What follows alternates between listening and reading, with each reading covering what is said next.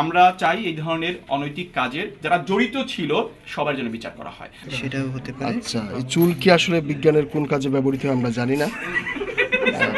নিঃসন্দেহে এটা কোনো কাজ হতে পারে, তার নতুন কোনো আবিষ্কার হতে পারে মালা খানের, আমরা জানি না। তার সঙ্গে কথা বললে হয়তো জানা যাবে। কিন্তু তার সহকর্মী যারা বৈজ্ঞানিক কর্মকর্তা আছেন তারা নিশ্চিত করছেন যে এই চুল হচ্ছেন তার যে পাশের রুমে যিনি বসেন, এই যে টানেল দিয়ে যিনি আসা যাওয়া করেন, সেই রবীন্দ্রনাথ রায়ের এই চুল, সোনালী চুল। যারা এটা জানতো অনেকে বলতে পারতো না মুখে, ভয় এখনো বলতে পারেন না, তার ভয় দেখা। উনি একটা কাজ করতেন, চাকরি খেয়ে ফেলতেন। আপনাকে ধর আপনি ডিজাইন দেওয়াইতেন, উনি এটা খুব ভালো পারেন, আপনি চাকরি আপনাকে জোর করে চাকরি ছাড়াবে। আমাদের একটা ছিল টেকনিশিয়ান ছিল ফাতেমা, আপনি ওর যদি নেন। মানে এত সুন্দর করে ডিজাইন করা হয়েছে, বোঝার উপায় নাই আসলে। কিন্তু যখন এটা প্রথমবার অবমুক্ত করা হয় এবং খোলা হয় তখন কিন্তু আমরা আসলে দেখতে পেয়েছিলাম যে এটার মধ্যে একটা রুম আছে এবং এইখানে কি আছে আসলে আমরা এই রুমের মধ্যে কিছু পাওয়া যায় না, কিন্তু এখানে কি থাকতে পারে সেটা আমরা আসলে দেখতে পারি। লাল একটা প্যাকেট প্রি-চেক, সম্ভবত এটা ইয়াস প্রেগ নিউজ অনেকগুলো।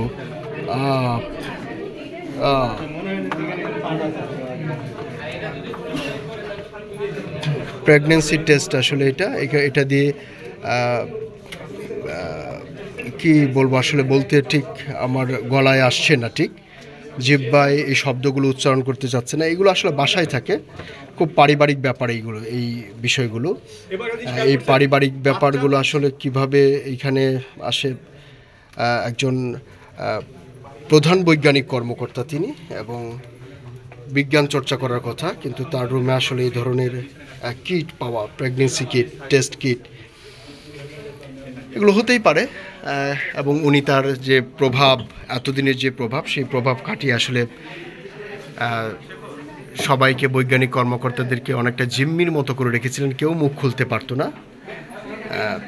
তিনি সেই কাজগুলো করেছেন। মালা খান আসলে এখানে তার বাচ্চাদের ছবিগুলো আছে। আমি আপনাদেরকে একটা রিকোয়েস্ট করব, বাচ্চাদের ছবিগুলো আসলে আপনারা কেউ পাবলিশ করবেন না মনে হয়। হ্যাঁ, তার এই কারণে যে বাচ্চাদের ছবিগুলো কেউ পাবলিশ করবেন না আপনারা, কারণ তার মায়ের অপরাধের কারণে তো বাচ্চারা কোনোভাবে হ্যারাস হতে পারে না। হ্যাঁ,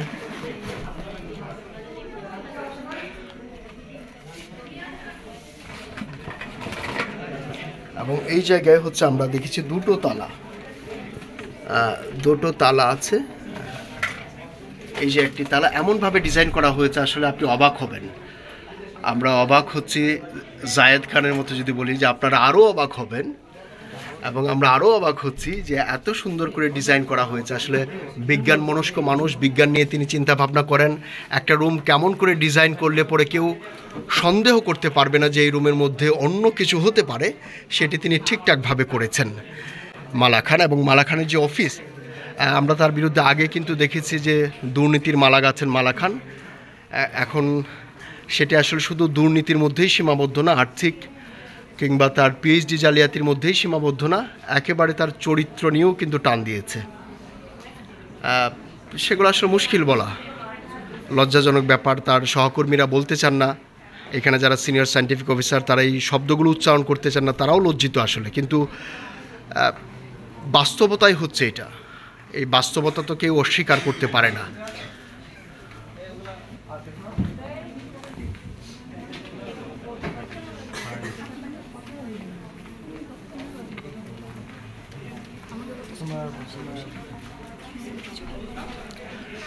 যথেষ্ট রুচিশীল মানুষ তিনি। রুচি না হলে কি এত সুন্দর করে ডিজাইন করে কেউ একটা রুম? আচ্ছা, আরেকটা কিছু পাওয়া গেছে? আর কি পাওয়া গেছে প্রেগন্যান্সি কিট ছাড়া?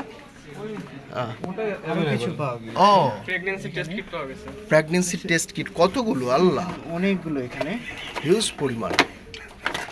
এটা হচ্ছে জেল পেন। এটা জেল পেন। এত কেন? তার মানে কি পরিমাণ? এইটা হচ্ছে তার ইউনিফর্ম, মালাখানির ইউনিফর্ম। এবং এইখানে হচ্ছে এগুলো তার খুবই ব্যক্তিগত বিষয় আসলে। এগুলো মানুষের সামনে যাওয়া, ওইটা এখানে ওনার একটা আইডি কার্ড সম্ভবত। এত বেশি ব্যক্তিগত বিষয় এটা এগুলো একটু আসলে এটা উপরে প্রকাশ করা মানে এগুলো আপনারা বলতেই পারেন যে এগুলো একজন মানুষের প্রাত্যহিক জীবনের অংশ এইসব কিট থাকা, কিন্তু সেই কিট তো পারিবারিক ব্যাপার এবং সেগুলো পরিবারে থাকবে, ফ্যামিলিতে থাকবে, এগুলো অফিসে কেন? এবং এই একেবারে নিশ্চিদ্র নিরাপত্তা বলয়ে ঘেরা এই রুমের ড্রয়ারে কেন? আলোটা কিছু এইটার মধ্যে কি আছে দেখেন তো একটু।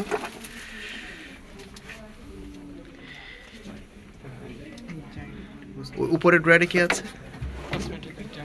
কসমেটিক্স আইটেম, টাইটান ঘড়ি। যাই হোক, lavender. Lavender, it's a relieve emotional stress and depression clumps and আচ্ছা one's mind. আচ্ছা, ডিপ্রেশন থেকে মুক্তির জন্য এই ওষুধটা তিনি সেবন করতেন। এবং And feel well for teenage girls. এটাও একটা এটা মাল্টিভিটামিন and minerals.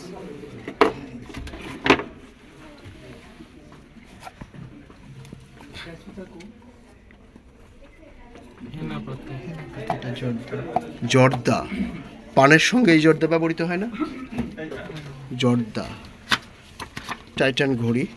ঘড়ির ভিতরে অন্য কিছু থাকতে পারে। এটা করি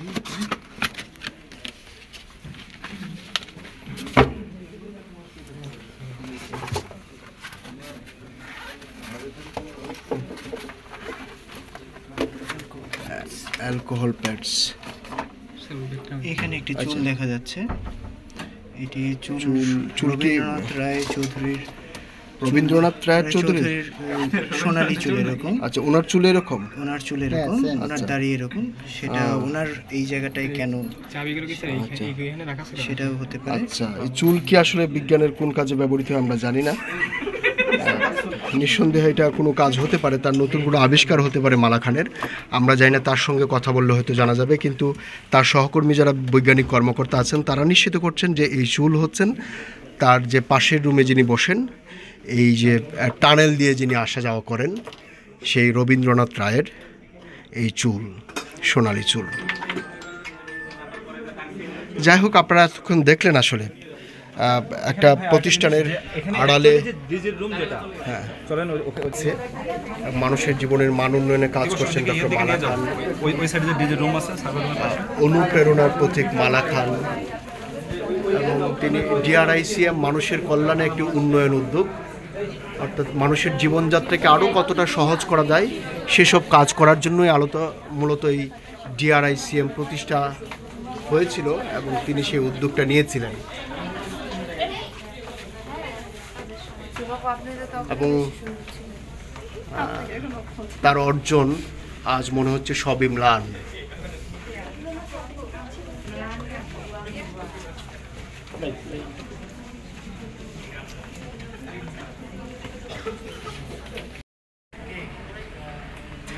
আচ্ছা, ডিজির দেখেন ভিতরে ডিজির জন্য রুম আর তার রুমটা ডিজির জন্য এই ধরনের একটা রুম, ছোট্ট একটা রুম ডিজির জন্য।